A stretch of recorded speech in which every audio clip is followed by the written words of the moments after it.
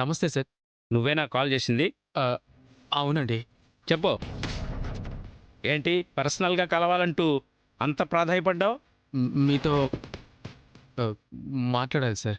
ఏ నువ్వేమైనా నా girl friend ఎవరా? ఆహ్, మాట్లాడడానికి కాక నీ దగ్గరికి నేనెందుకు వస్తారా? విషయం చెప్పు. Sorry sir. అది విషయం ఏంటంటే, మా ఫ్రెండ్ మహేష్ చనిపోయిన కేసు మీరే కదా డీల్ చేస్తున్నారు. ఆ, అయితే ఆహ్, ఆ కేసు విషయంలో మీరు నాకు కాస్త కోఆపరేట్ చేయాలి సార్.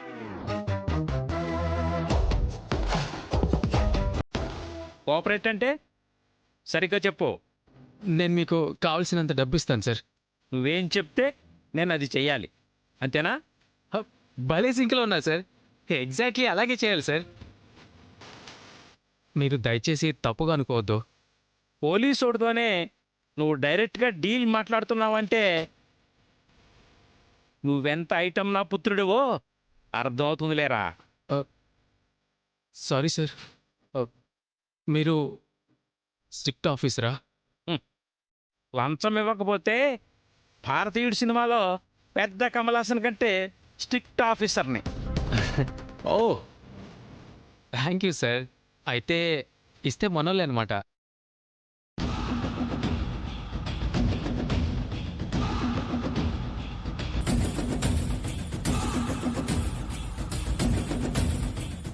ఏ హెల్ప్ కావాలో చెప్పు.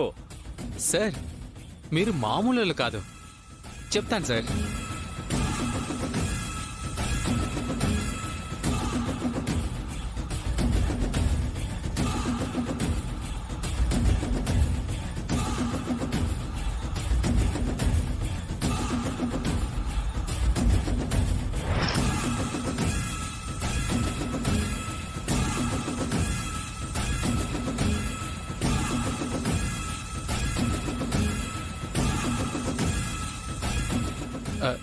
ఇది సార్ జరిగింది.